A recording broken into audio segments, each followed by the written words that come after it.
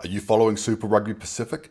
Stick around, I'll share my insights for round 7 and who stepped up for their teams this weekend. Hey everyone, it's Coach H here. You've found Inspired by Union, a channel where I discuss Southern Hemisphere rugby. Let's dive right in.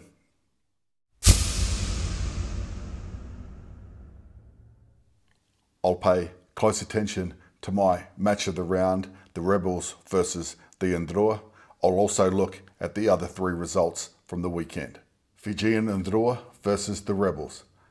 The Drua saw red big time in this encounter. This has helped the Rebels move to 4 wins out of 7 and propel themselves into finals calculations big time. Mick Byrne apologised to Drua supporters and cut a frustrated figure post-match. This was a character win for the Rebels, who trailed by 20 points to 8. Carter Gordon was immense as shot caller, and Glenn Vaihu chipped in with a double. Tupou enacted beast mode when he entered the game from the bench, and the Rebels piled on 33 unanswered points. They host the Highlanders next week and will now look to go 3 in a row. Rebels 41, Drua 20. The Blues versus the Force.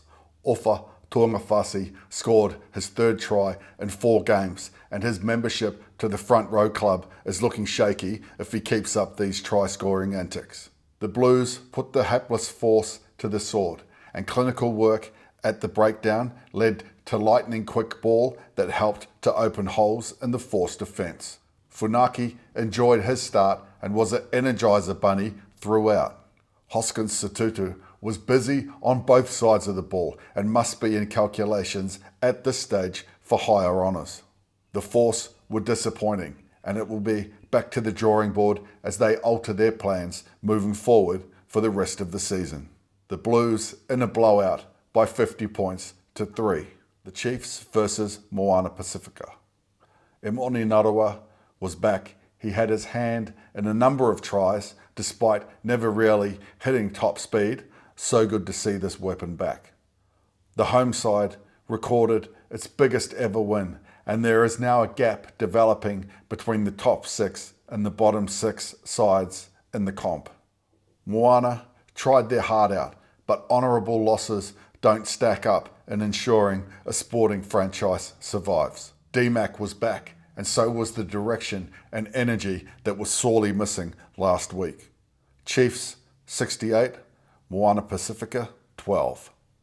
The Brumbies versus the Waratahs. The Brumbies honoured the late Sean Mackay, who I had the pleasure of playing 7s against. They demonstrated their tight-knit affair and culture that this club is all about.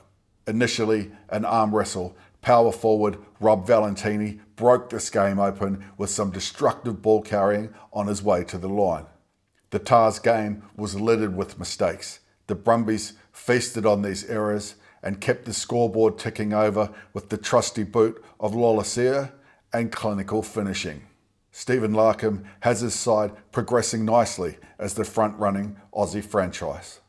Brumbies 40, Waratahs 16. If you're finding these insights helpful, you know the drill. Subscribe, bell. More buys coming up this round, a chance for some teams to reset and a chance for others to build momentum after their break. I'm Coach H, and you've been watching Inspired by Union.